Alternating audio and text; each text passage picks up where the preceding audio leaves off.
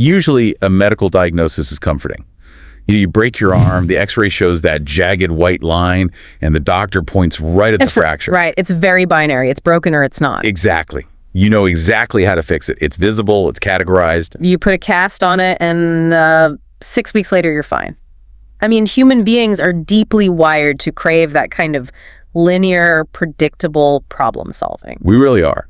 But if you step into a modern tech rollout, or say, try navigating the sheer speed of an AI integration today, that x-ray machine is completely shattered. Yeah, you aren't dealing with a clean fracture anymore. Not at all. You are basically navigating Class V whitewater rapids in a rowboat using only one paddle, entirely blind. That is a terrifying image, but very accurate.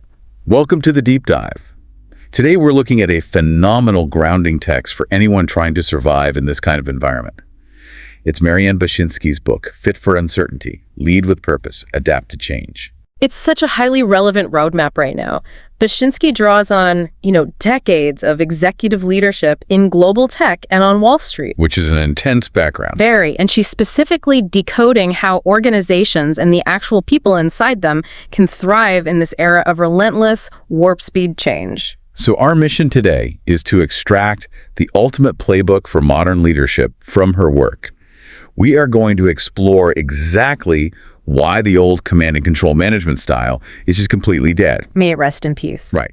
And we'll look at how you can adopt what she calls an adaptive mindset, so you can navigate all this chaos without just entirely burning out. Okay, let's unpack this. Why do so many incredibly smart, well-funded organizations completely implode when they try to transform? What's fascinating here is the data backing up that failure rate.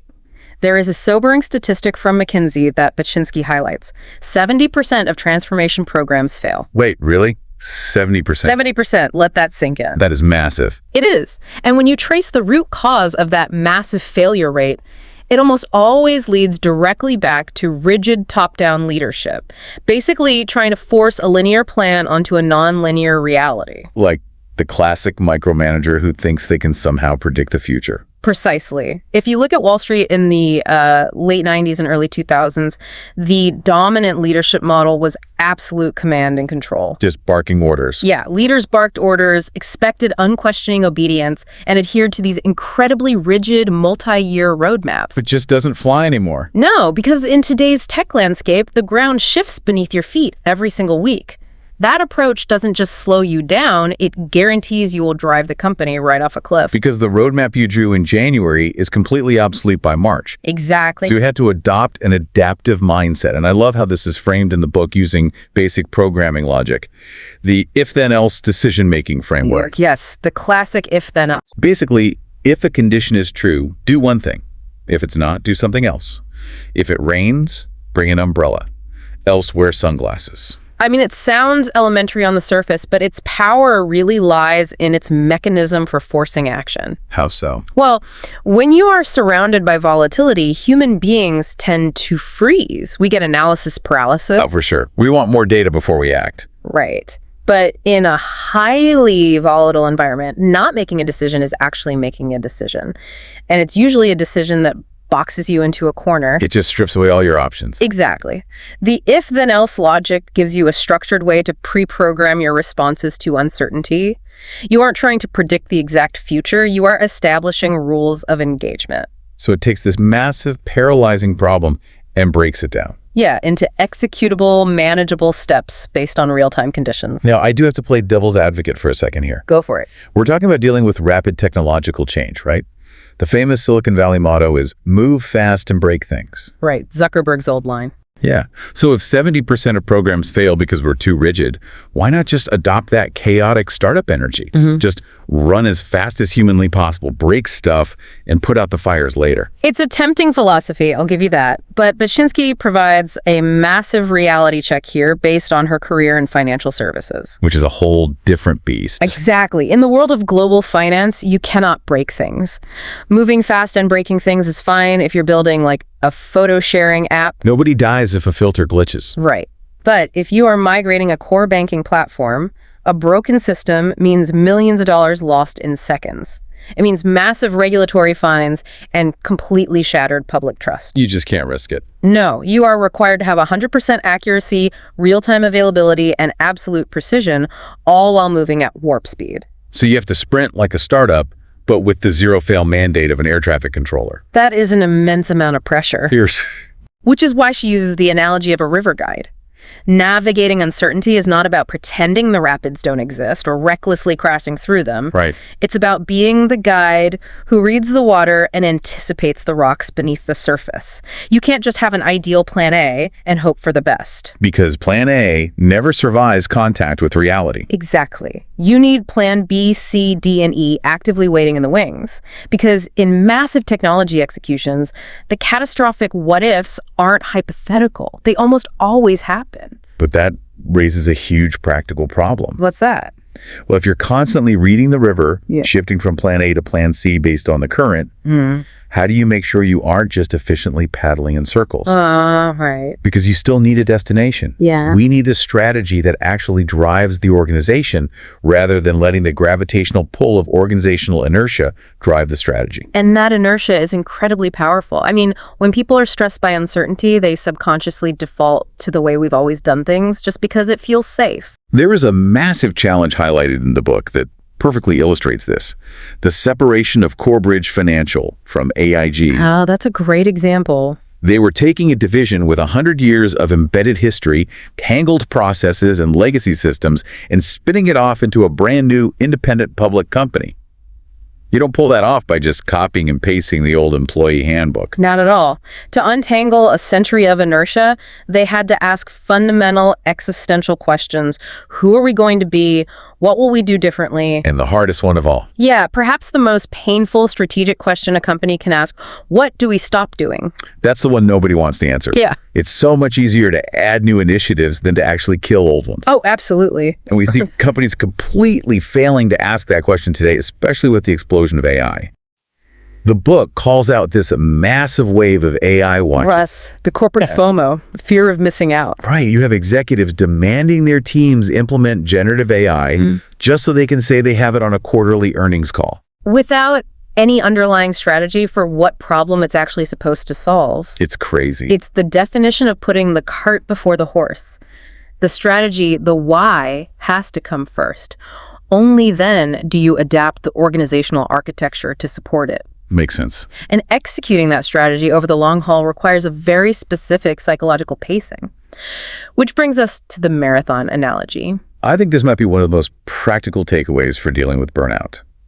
Because operating with a sense of sustained urgency is physically and mentally exhausting. It completely depletes you. Think about running an actual marathon. Okay. If you start at mile 1 and spend your entire mental energy obsessing over the fact that you still have 25.2 miles left to run, you will panic. Oh, you'd crush your own spirit. Exactly. Your own negative mindset will defeat you long before your legs give out. You have to stay in the mile you're in. Just focus on getting to the next water station. Exactly that.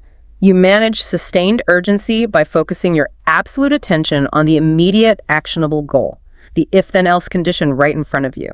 While still trusting the big picture. Right, trusting the overarching pacing strategy you developed for the whole race. It reminds me of the contrast she draws between an emergency room and a planned surgery. Oh, the ER analogy is perfect. Because strategy is not a planned surgery. It's not a sterile room where every single instrument is perfectly prepped, the patient is asleep, and there is zero surprises. Definitely not. Modern strategy is emergency room triage. The double doors just flew open, a multi-car pileup just rolled in, alarms are screaming, and you have to call an audible based entirely on who is bleeding the most right now. That triage mindset is absolutely crucial. If we connect this to the bigger picture, strategy requires you to be crystal clear and unyielding on the what and the why, your ultimate mission. Right. But you must be incredibly flexible and pragmatic on the how. You have to be ready to pivot your methods the second the reality of the ER changes. Because things always go wrong. Always. Because, as Bachynski bluntly notes, vision without execution is just hallucination. Vision without execution is hallucination. Wow. That is a gut punch. It really is. So you've got your adaptive mindset, you're staying in the mile you're in. But none of that matters if your team freezes under pressure. A brilliant triage process is totally useless if the doctors and nurses are terrified to make a move. That's the human element. Exactly. How do you actually empower the people around you to execute all this? Well, this is where we get into a really provocative framework for talent management. The concept borrows directly from the investment world. It's the buy, hold, sell approach to managing people. Managing people like a portfolio. Exactly. You manage your team like a portfolio. Okay, I have to jump in here because when you first hear buy, hold, sell applied to human beings, it sounds incredibly ruthless. I know, it really does. Like we are stripping away their humanity and treating our team members strictly as capital on a spreadsheet. Doesn't that go against the grain of empathetic leadership? I completely understand why it sounds abrasive at first glance. But the argument here is that it's actually the exact opposite of ruthless. To do this correctly requires profound empathy. How so? Think about it. To know if a stock is truly a buy, you have to know the intimate underlying mechanics of that company. You have to do the research. Exactly. To know your team using this framework, you can't just look at their output. You must actively listen to them, understand their hidden gaps, and identify their unutilized superpowers. You have to know what you're actually holding. Exactly. And the book highlights the author's father, Nick, as the blueprint for this. He was the kind of guy who knew everyone from the mailroom to the C-suite by their first name. The ultimate relationship builder. Right. He knew their spouses. He knew what their kids were studying in school. He truly saw people. Treating people as investments means you care deeply enough about them to figure out exactly what they need to grow. Let's break down how it actually works in practice. So, buy means you are actively investing in someone's high potential. They might be a bit green, they might not be perfect for their current role, but you see the raw cognitive ability and the adaptive mindset. So you bet on them. Yes. You believe that pouring your time, mentorship, and resources into them will yield massive returns for the organization. And what about the holds? Because I feel like these are the people who constantly get ignored in corporate structures. Oh, they absolutely do, and it's a huge mistake.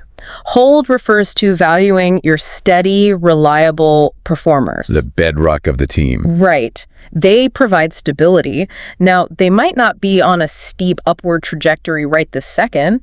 Maybe they are happy where they are or dealing with outside life factors, but they are solid, essential contributors. So you don't push them too hard. You keep supporting them, you make sure they feel valued, but you aren't actively pushing massive new developmental challenges onto them at this exact moment. Which brings us to the hardest one, the sell. Yeah. Sell is recognizing a fundamental, unfixable mismatch. It is emotionally difficult, but it's vital. It's when a person is simply not a fit. Exactly. Not a fit for the culture or the role, and further investment isn't going to magically change that. It sounds harsh, but Selling isn't about being cruel. It's about compassionately letting them go so the team can function. And honestly, so that individual can go find an environment where they actually fit and can thrive. keeping someone in a role they are failing at is the truly ruthless thing to do. Exactly. When you truly understand your portfolio, incredible things happen. Look at the story in the book about Patrick, the guy they called the Swiss Army knife. Oh, yeah. He was buried like 3 levels down in the organizational chart. Right. But everyone knew he was the guy who could just figure anything out. Because leadership took the time to know their portfolio, they recognized his potential. They gave him strategic autonomy. Yes, they started pulling him into high-level projects, and he went from a reliable hold to a massive buy, driving outsized value for the entire company. And you can contrast Patrick with the story of the intern. Oh, the intern story is a classic. One summer, this brilliant intern was paired with a micromanager who made him test the exact same lines of code 5 times before it was allowed to go to production. Just completely soul-crushing. The intern was miserable, totally unengaged, but the next summer, a different manager actively trusted him. They actually let him write his own code. And what happened? Suddenly, he was empowered, he took ownership, and he thrived. And that intern story is the perfect bridge to our next core concept. To truly know your team's value, to get someone like Patrick or that intern to step up and take risks, they have to know they won't get fired for trying. Right. You have to create an environment of safety. And that demands 2 things from you as a leader: ultimate accountability and radically transparent communication. Let's focus on that accountability piece for a second, because taking the hit for your team is super easy to say, but terrifying to do in real life. It really is. There's a wild example of this involving a legacy treasury system. Oh, that story perfectly encapsulates what real accountability looks like under fire.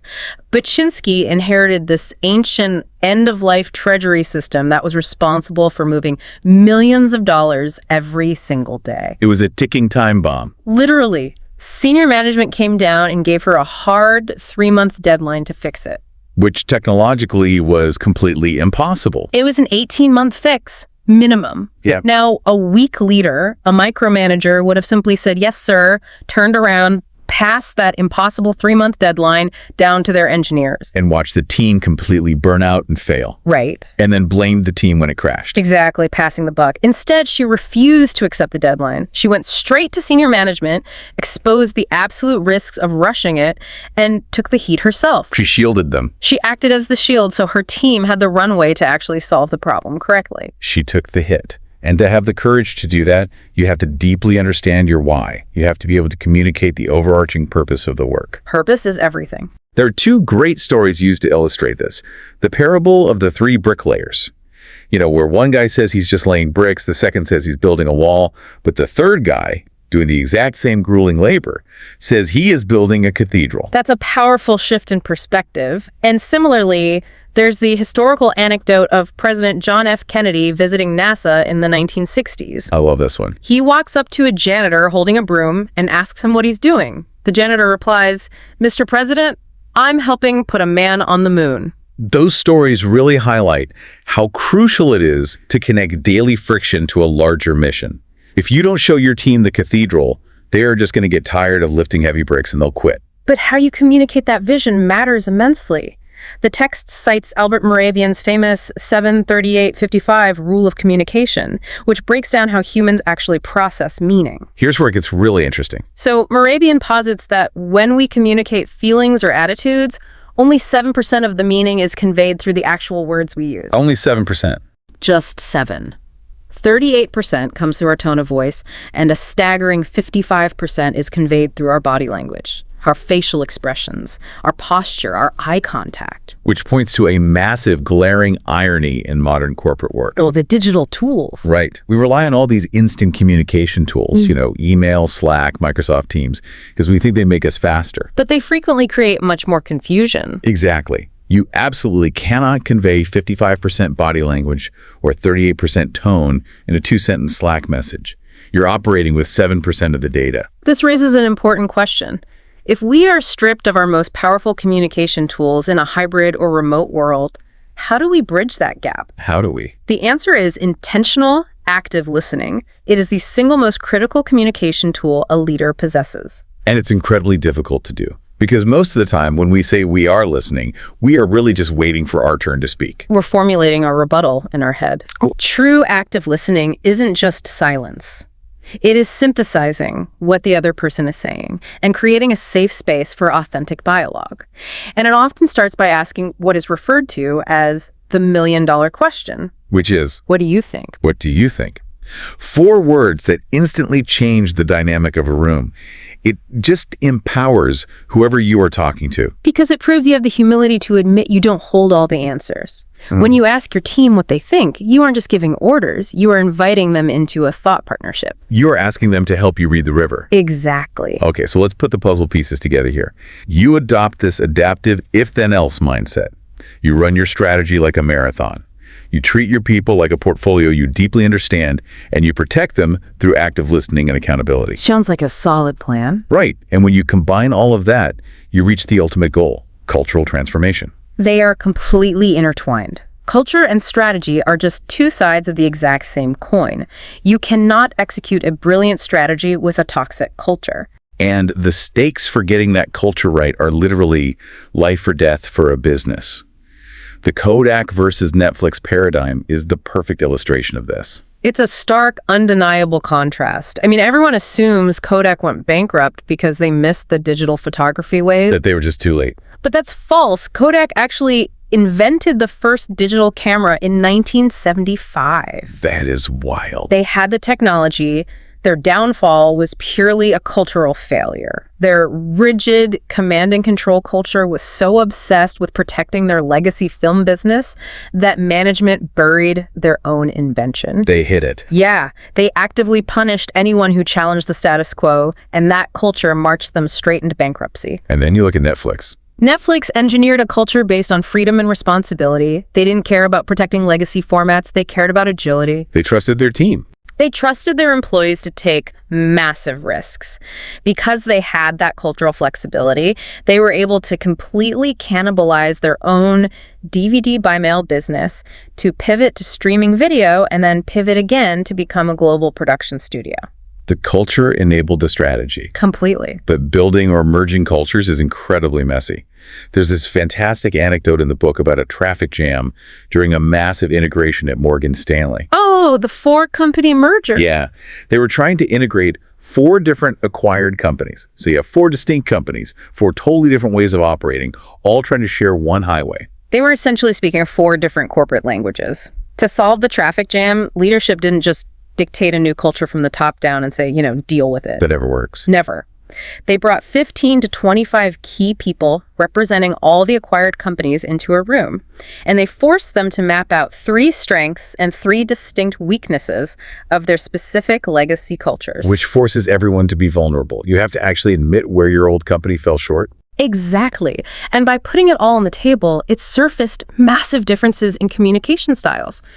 What one company considered polite, another considered passive-aggressive. Oh, I can see that. Right. What one considered direct, another viewed as toxic. If they hadn't dragged those differences into the light, it would have quietly destroyed their collaboration. Building that unified identity requires what Harvard professor Amy Edmondson famously calls psychological safety. Yes, meaning you normalize mistakes, you make sure everyone feels seen, and you seek out feedback with genuine humility. So what does this all mean? How do you, the person listening right now, actually build this culture when you walk into the office tomorrow morning? Well, it means realizing that culture is not a motivational poster you hang in the break room, and it's not a ping pong table. Or free snacks. Right. Culture is operational. It is the everyday mechanics of the business. It is found in exactly how your meetings are run. It is found in who gets promoted, who gets fired, and why. It's in the actions. Yes, it's about identifying your internal culture champions, the people who might not be in the C-suite, but who carry immense respect among their peers, and empowering them to model the adaptive behaviors you want to see. We've covered some incredible ground today. Let's quickly retrace our steps. We started by ditching the illusion of control and adopting that if-then-else logic to break paralysis. Right. We learned to run strategy like a marathon. Yeah. Staying in the mile we're in and treating crises like ER triage instead of planned surgery. And we discussed managing your team like a portfolio, taking the time to truly know when to buy, hold, and compassionately sell. And we anchored all of that in the necessity of a leader taking the hit for the team, asking what do you think, and building an operational culture of psychological safety. Beautifully summarized. Whether you are a C-suite executive steering a multinational merger or you're just prepping to lead a standard Tuesday morning stand-up meeting, these principles apply to you because the people around you are always watching what you do far more than what you say. Your actions dictate the culture. Full stop. Exactly. Now, to wrap up our deep dive, we want to leave you with one final thought to mull over. And this draws on a really revealing section of Bachynski's work regarding avoidance mechanisms. Ah, yes. These are the subconscious psychological strategies we all use to escape the friction of uncomfortable situations. Right. So think about your own day-to-day routine. Are you using avoidance mechanisms right now to hide from uncertainty? It's a tough question to answer, honestly. It is. Are you filling your calendar with back-to-back low-stakes meetings just so you can feel productive and look movie? Or are you obsessing over minor perfectionist details in a slide deck just to delay the discomfort of making a difficult, high-stakes decision? People do it all the time. They do. But true adaptive leadership means facing the rapid water head-on. So ask yourself, what is the one hard pivot you're avoiding right now? That is the defining question every leader needs to answer. The rapids are coming, whether you are ready for them or not. Put down the single paddle, grab your team, and become the river guide they actually need. Keep learning, keep adapting, and thanks for joining us on this deep dive.